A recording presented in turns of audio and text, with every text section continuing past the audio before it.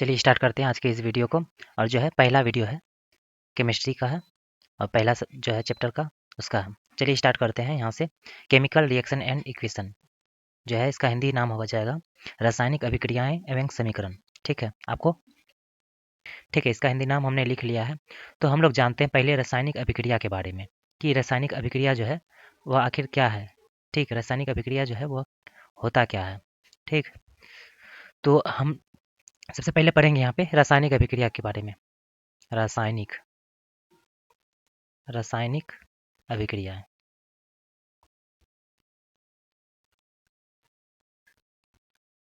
रासायनिक अभिक्रिया, ठीक, इसके बारे में हम लोग पढ़ेंगे।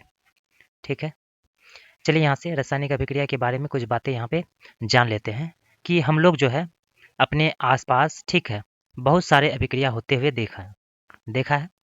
ठीक, नहीं है याद? चलिए आपको बताते हैं उदाहरण के लिए। जैसे कि दूध से दही बनना। ठीक, क्या है? दूध से दही बनना। ठीक, उसी तरह और भी देखे होंगे कि लोहे पर जंग लगना। ठीक, लोहे पर जंग लगना। ठीक है, आपको आराम आराम से लिखना है, लोहे पर जंग लगना। ठीक, इसके अलावा और भी, जैसे कि शरीर में भोजन का पचना। ठीक है, शरीर में भोजन का पचना, भोजन का पचना। ठीक, इत्यादि और भी जैसे है कि सांस लेने की क्रिया। ठीक, फलों का पकना, बोल सकते हैं फलों का पकना। ठीक, आदि। इसी तरह बहुत सारे अभिक्रियाएं हैं। ठीक, आदि। ठीक, बहुत सारे अभिक्रिया हैं। ठीक, तो हम क्या जाने जाने यहाँ से कि रासायनिक अभिक्रिया को हमने देखा है किस रूप में। दूध से दही बनना, लोहे पर जंग लगना, शरीर में भोजन का पचना या फिर फलों का पकना, जितने भी हैं इसमें जो है कुछ ना कुछ बदलाव होता है। जैसे कि पहली अवस्था जो थी, जो जैसे कि फल का ही एक उदाहरण लेते हैं। जैसे फल जो है पहले क्या था, हरा था, अब क्या हो गया, पक गया और फिर लाल हो गया। तो परिवर्तन हुआ ना इसमें से। तो हम यहाँ पे बोल सकते हैं कि इन सभी अभिक्रियाओं में प्रारंभिक पदार्थ की प्रकृति या फिर उसका पहचान कुछ ना कुछ बदल जाती है ना। अर्थात रासायनिक अभिक्रिया में रासायनिक परिवर्तन होता है। क्या होता है कि जो रासायनिक अभिक्रिया है, जो रासायनिक जो रासायनिक अभिक्रिया है रासायनिक अभिक्रिया है उसमें परिवर्तन होता है। कैसा परिवर्तन होता है? रासायनिक अभिक्रिया में जो है वह रासायनिक परिवर्तन होता है। रासायनिक अभिक्रियाओं में क्या होता है कि रासायनिक परिवर्तन होता है। रासायनिक परिवर्तन होता है, परिवर्तन होता है। तो रासायनिक अभिक्रिया में जो है वह रासायनिक परिवर्तन होता है। तो आपको जो है इनको ध्यान में रखना है कि रासायनिक अभिक्रिया जो है उसमें क्या होता है कि रासायनिक परिवर्तन होता है। ठीक, रासायनिक अभिक्रिया में रासायनिक परिवर्तन होता है। और जो इसी परिवर्तन से हम जान सकते हैं कि रासायनिक अभिक्रिया हुई है। ठीक, जब रासायनिक अभिक्रिया जो है वह रासायनिक परिवर्तन में होता है तो हम जान सकते हैं कि क्या हुआ है, रासायनिक अभिक्रिया हुई है। किस कारण से? जब रासायनिक अभिक्रिया जो है ये मेरा किस में बदल गया, रासायनिक परिवर्तन में हो गया और हमने देखा, तो हम क्या कह सकते हैं कि यहाँ पे क्या हुई है, रासायनिक अभिक्रिया हुई है। ठीक, जब कोई रासायनिक अभिक्रिया होती है तो हम क्या कहते हैं कि रासायनिक अभिक्रिया हुई। लेकिन हम कैसे जानेंगे कि रासायनिक अभिक्रिया हुई? परिवर्तन को देखा, ठीक, इसमें और भी परिवर्तन, लेकिन हमें कैसे देखा कि यहाँ पे रासायनिक अभिक्रिया हुई? ठीक, परिवर्तन को देख के हमने बता दिया कि रासायनिक अभिक्रिया हुई। आखिर कैसे हुई? ठीक, तो इसके लिए जो है आइए नेक्स्ट पेज में समझते हैं। ठीक, कि रासायनिक अभिक्रिया जो है वह आखिर कैसे हुई। ठीक है, लेते हैं अगला पेज और फिर आते हैं। और इस जो है अभिक्रिया को जानने के लिए यहाँ से एक जो है, चलिए यहाँ से हम एक जो है शंक्वाकार फ्लास्क ले लेते हैं। चलिए यहाँ से एक शंक्वाकार जो है फ्लास्क ले लिए हैं। ठीक, इसको हम बड़े कर लेते हैं। इसके ऊपर जो है वह केप लगा देते हैं। चलिए अब यहाँ जो है इसमें एक जो है हमने क्या लगा दिया, जो है कॉर्क लगा दिया है, ठीक। और यहाँ से जो है एक नली यहाँ का प्रयोग करते हैं, एक पाइप लगा देते हैं यहाँ से, ठीक। हमने क्या लगा दिया यहाँ से, एक पाइप लगा देते हैं, ठीक। एक यहाँ से हमने क्या लगा दिया, पाइप लगा दिया। ये क्या है, कॉर्क है, ठीक। अब जो है ये कांच की नली है। अब यहाँ पे जो है ये क्या है, ये पूरे जो है इसको हम क्या बोलते हैं, शंक्वाकार फ्लास्क बोलते हैं। इसको हम बोलेंगे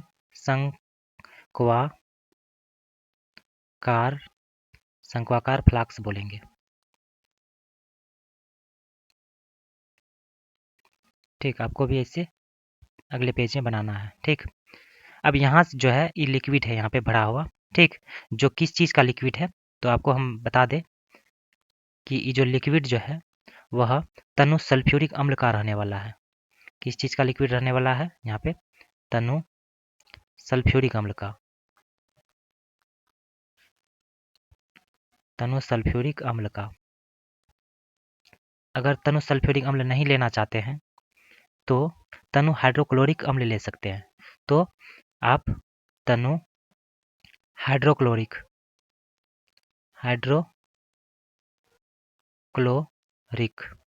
अम्ल, तो सल्फ्यूरिक अम्ल अगर नहीं यहाँ पे लेंगे तो क्या लेंगे, क्या ले सकते हैं, तनु हाइड्रोक्लोरिक अम्ल। कोई दिक्कत यहाँ पे नहीं है, ठीक। और यहाँ पे इसमें छोटे छोटे क्या डालना है, इसमें जास्ते का जो दाना जो है, यहाँ पे जिंक का जो है दाना डालना है, इसमें छोटे छोटे यहाँ पे दाना डालना है। तो हम क्या यहाँ पे डाल दिए, दानेदार जास्ता, दानेदार क्या हो रहा है, सब चीज़ हमने यहाँ पे डाल दिया।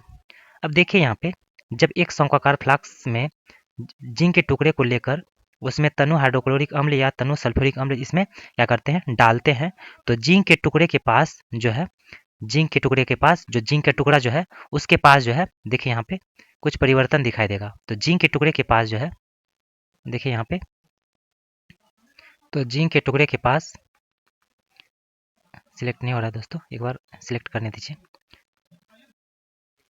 तो जिंक के टुकड़े के पास जो है यहाँ पे बुलबुले निकल रहे हैं।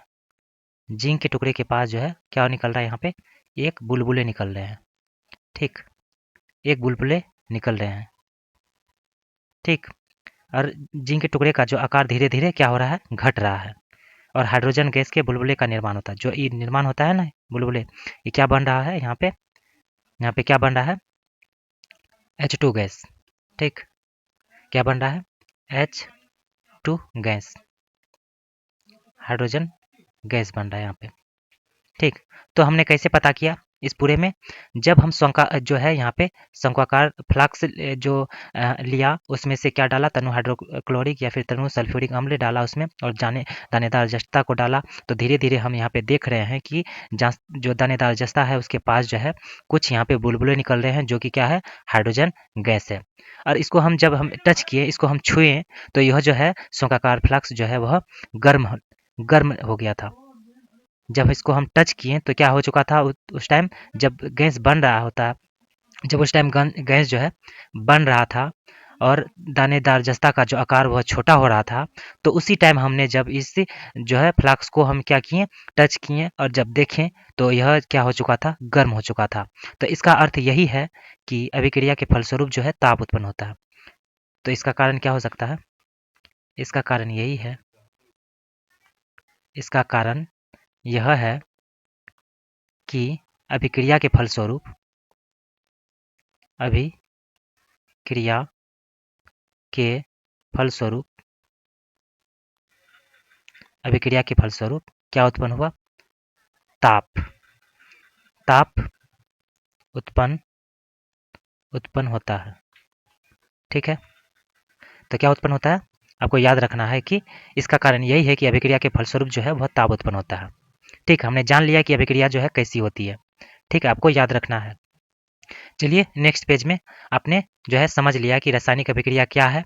तो फिर से यहाँ पे एक बार देख लेते हैं कि रासायनिक अभिक्रिया जो है हम अपने आसपास जो है हमारे चारों तरफ जो दिखाई देते हैं कि दूध से दही बनना ये रासायनिक अभिक्रिया है, लोहे पर जंग लगना ये भी रासायनिक अभिक्रिया का उदाहरण है, या फिर शरीर में भोजन का पाचन या फिर पचना ये भी रासायनिक अभिक्रिया है, या फिर फलों का निर्माण यानी फलों का पकना। ठीक, जब फल जो है पूरे हरा कलर का था, जब पक गया तो फिर लाल हो गया, तो इसमें क्या हुआ, परिवर्तन दिखने मिला। तो यह क्या हो गया, रासायनिक अभिक्रिया। तो जल्दी से इसमें जान लेते हैं कि इसका जो है डिफिनेशन क्या होने वाला है, किसका, रासायनिक अभिक्रिया का। ठीक है, तो नेक्स्ट पेज ले लेते हैं और फिर इसका डिफिनेशन जानेंगे रासायनिक अभिक्रिया। तो चलिए आइए मेरे साथ साथ लिखिए कि रासायनिक अभिक्रिया क्या है। ठीक है, इसका डिफिनेशन, तो रासायनिक रासायनिक अभिक्रिया, रासायनिक अभिक्रिया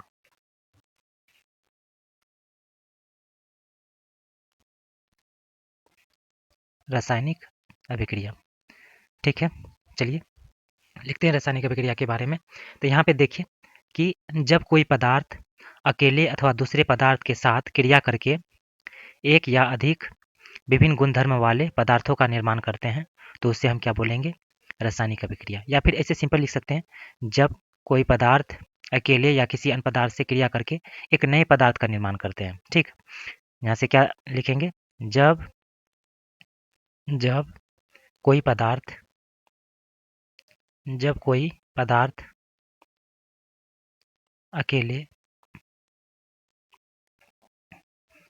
जब कोई पदार्थ अकेले या किसी दूसरे पदार्थ से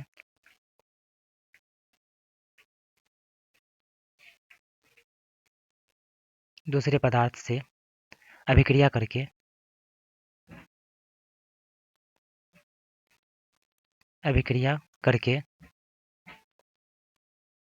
नए पदार्थ का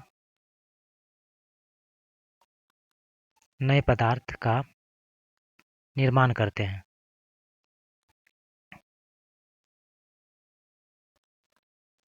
करते हैं,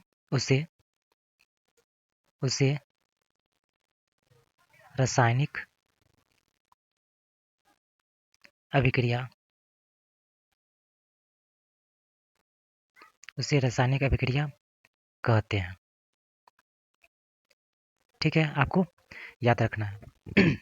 जब कोई पदार्थ अकेले या किसी अन्य पदार्थ के साथ जो है क्रिया करके नए पदार्थ का निर्माण करते हैं। ठीक है, देखिए यहाँ पे हमने जो अभी जो कुछ समय पहले जो बताया, यहाँ पे क्या क्या था, इसमें से जिंक था, यहाँ पे जांचता था, और प्लस क्या था, तनु सल्फ्यूरिक अम्ल, जिसमें क्रिया करके क्या बनाया, जिंक क्लोराइड बनाया।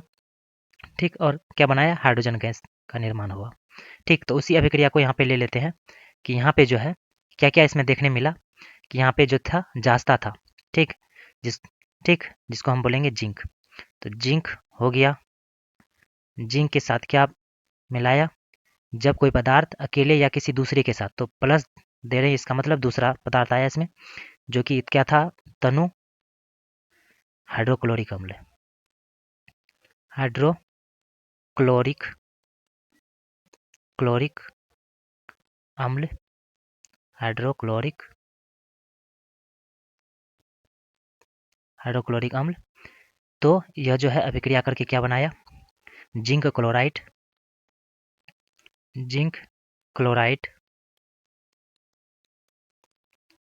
प्लस क्या बनाया, हाइड्रोजन गैस। ठीक, आपको जो है अभिक्रिया याद रखना। देखिए इसको हम कैसे, जब कोई पदार्थ, तो कोई पदार्थ क्या हो गया, जिंक, किसी अन्य पदार्थ क्या हो गया, तनु हाइड्रोक्लोरिक अम्ल, क्रिया करके जिंक क्लोराइड और प्लस हाइड्रोजन गैस, यानी एक से अधिक पदार्थ का निर्माण करते हैं। एक से अधिक पदार्थ जो है वो नए पदार्थ, जैसे यहाँ पे है जिंक था, तनु हाइड्रोक्लोरिक था, तो नया बन गया जिंक क्लोराइड और प्लस हाइड्रोजन। ठीक है, आपको याद रखना है। ठीक है, इसी तरह जो है अगर यहाँ पे हम दिए तनु हाइड्रोक्लोरिक अम्ल, अगर यहाँ पे जो है जिंक के साथ अगर हम तनु हाइड्रोक्लोरिक अम्ल नहीं देते, उसके स्थान पर दूसरे पदार्थ को लिखते हैं, तनु सल्फ्यूरिक अम्ल को अगर लिखते, तो क्या हो जाता है, यहाँ पे क्या चीज़ बनता, यहाँ पे चलिए जिंक के साथ हमने क्या लिखते, अगर तनु जिंक के साथ हमने क्या लिखा? तनु सल्फ्यूरिक अम्ल,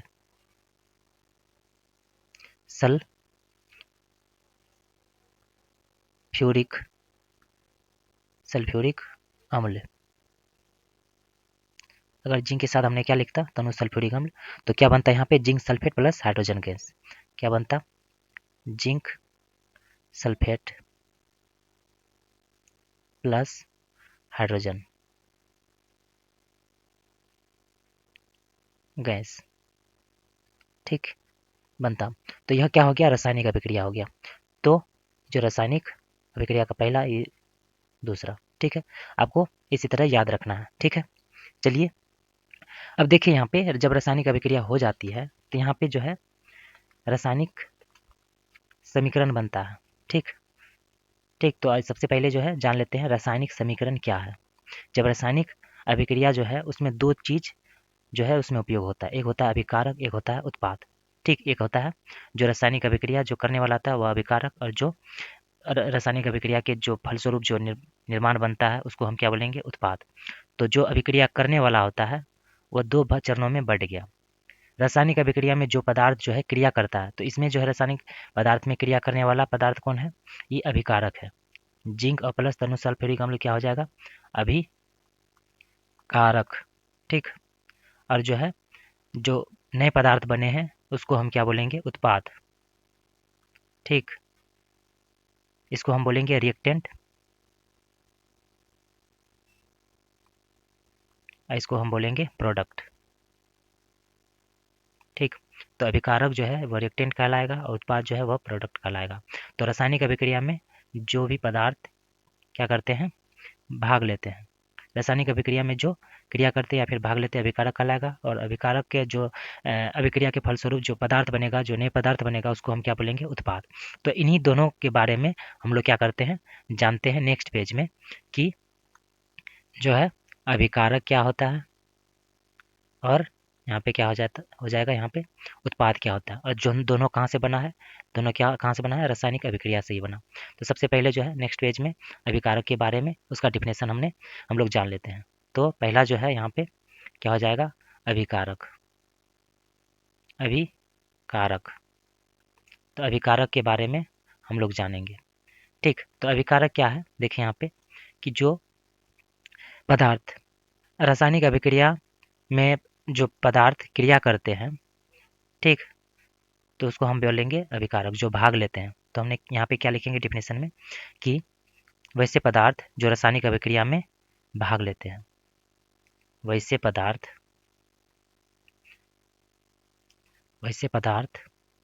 जो रासायनिक अभिक्रिया में भाग लेते हैं या फिर क्रिया करते हैं। रासायनिक अभिक्रिया में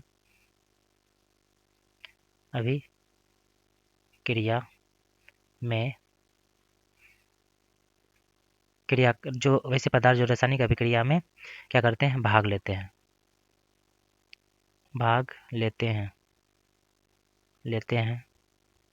वह अभिकारक कहलाते हैं। क्या कहलाएगा? अभिकारक। वह क्या कहलाएगा? अभिकारक कहलाते हैं, ठीक है। आपको याद रखना है, ठीक है।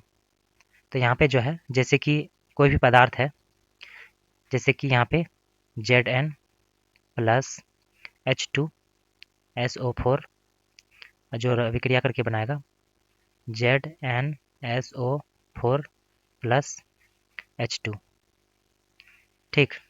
तो यहाँ पे जो है ई हो जाएगा अभिकारक। इधर वाला जो होगा Zn प्लस H2SO4 क्या कहलाएगा? वह अभिकारक। क्यों कहलाएगा? क्योंकि यही दोनों जो है रासायनिक अभिक्रिया में भाग लेते हैं, ठीक। यह क्या कहलाएगा? अभिकारक। और जो नए पदार्थ बना तो यह क्या कहलाएगा? यह उत्पाद कहलाएगा। क्यों कहलाएगा? क्योंकि रासायनिक अभिक्रिया के फलस्वरूप जो नए पदार्थ बना वह क्या कहलाता है? उत्पाद। जिससे रिएक्टेंट, अभिकारक को रिएक्टेंट कहते हैं और उत्पाद को हम क्या बोलेंगे?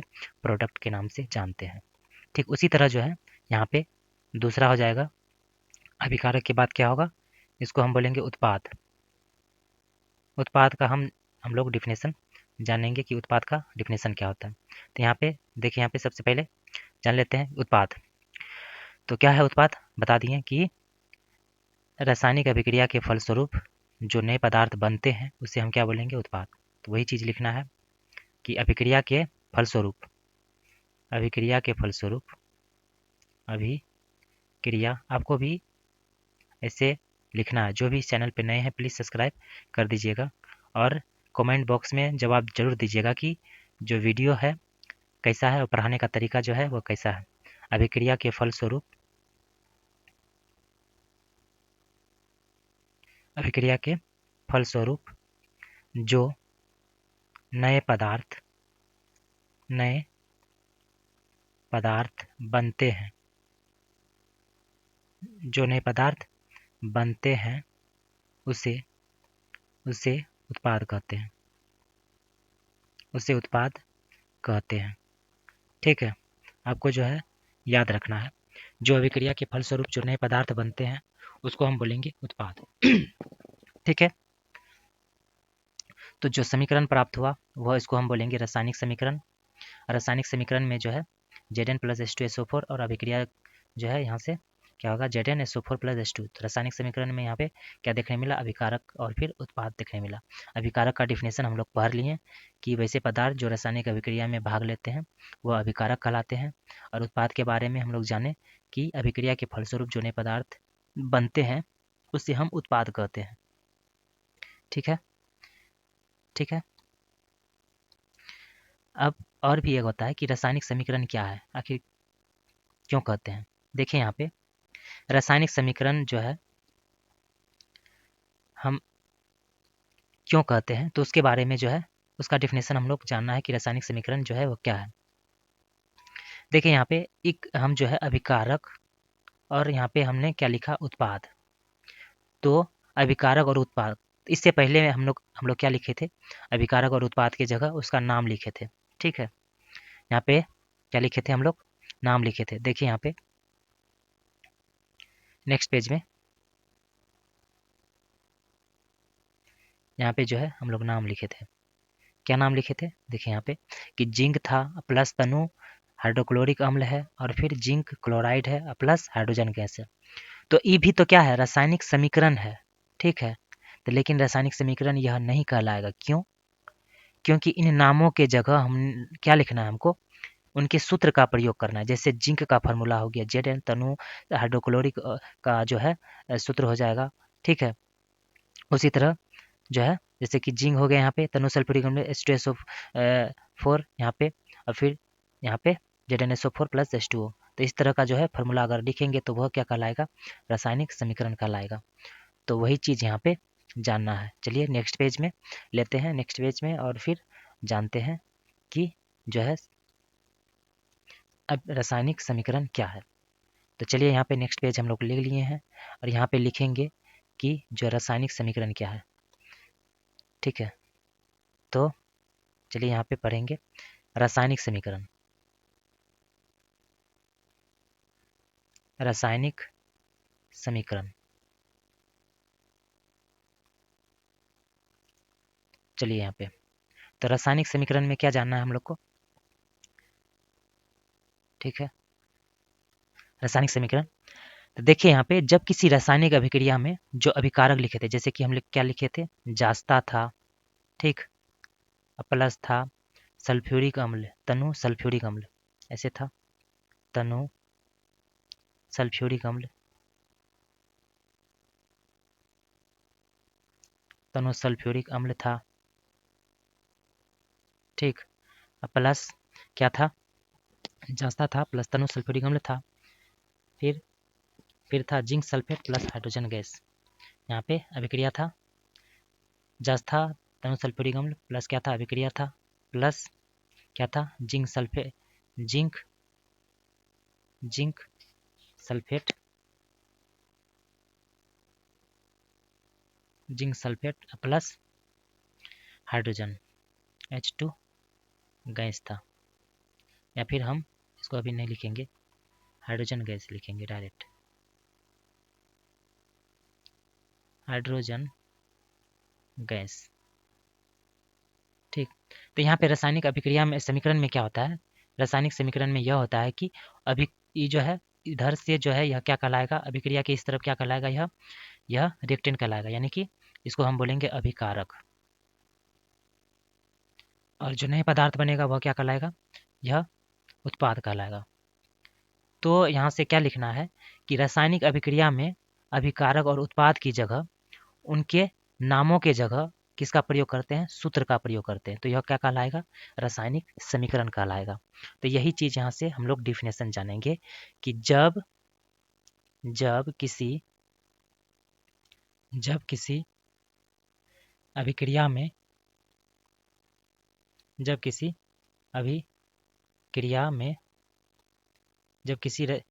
अभिक्रिया में या फिर जब किसी रासायनिक अभिक्रिया में, यहाँ पे मिस्टेक हो गया, जब किसी रासायनिक अभिक्रिया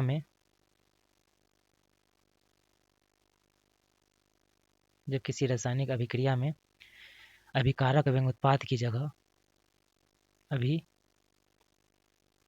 क्या हो गया यहाँ पे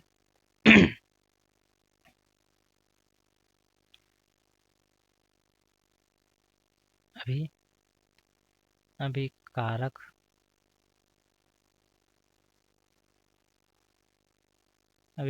एवं, देखिए यहाँ पे लेग हो रहा है,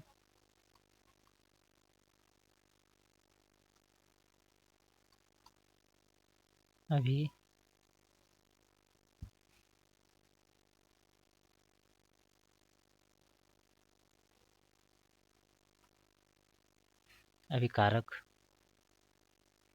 एवं उत्पाद की जगह